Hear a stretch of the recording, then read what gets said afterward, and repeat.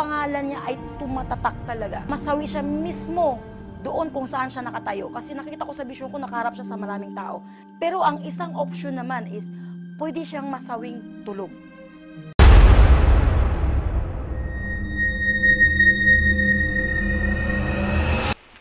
Hello po mga Kapi-TV. Sa video na ito ay tatalakayin natin ang masasamang pangitain sa buong bansa ayon sa mga visions ni Madam Rudy Baldwin.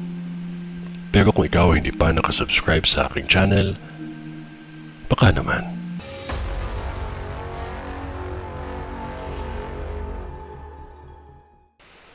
May nakikita akong 3 politicians, kilala ang mga ito sa buong Pilipinas at ng mga OFW.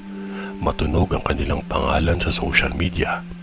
3 politician na mga lalaki ay nakikita ko na masasawi. Nasa mataas na posisyon ang 3 ito. Masasawi sa health issue at aksidente.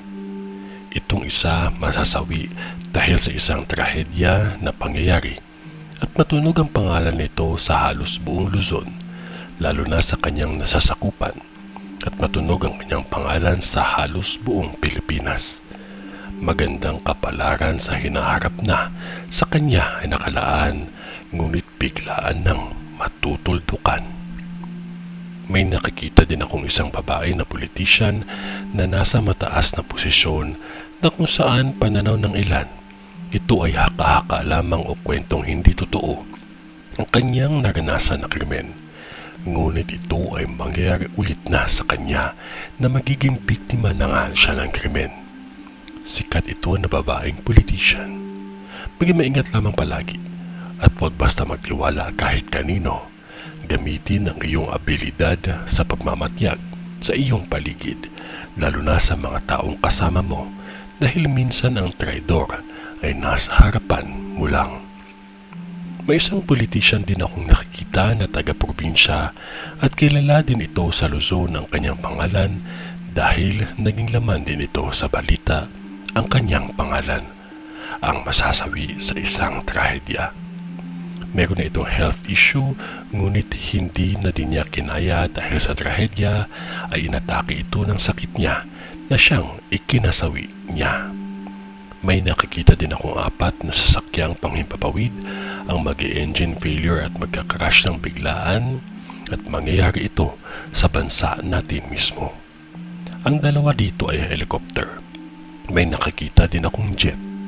Suriin muna ito bago paliparin sa himpapawid, lalo na sa mga eroplano, dahil madami po ang mga nakasakay na pasahero. Ngunit may pangyayari na hindi natin inaasahan at biglaan na lang itong magaganap. Nasa sa inyo kung ito ay paniniwalaan ninyo dahil may respeto ako sa bawat paniniwala ng iba. Kahit kailanman hindi bumaba ang Diyos sa ating harapan upang tayo ay balaan, ngunit gumamit siya ng tao upang maiparating sa atin ang babala kasi ganun niya tayo kamahal. Katulad kay Noah, nakita niya sa vision niya ang mga dilubyo, ngunit walang naniwala sa kanya kaya madami ang napahamak. Ito ay ang vision ni Madam sa Pilipinas. Sa ngalan ng Diyos Ama, ng Diyos Anak, at ng Diyos Espiritu Santo. Amen.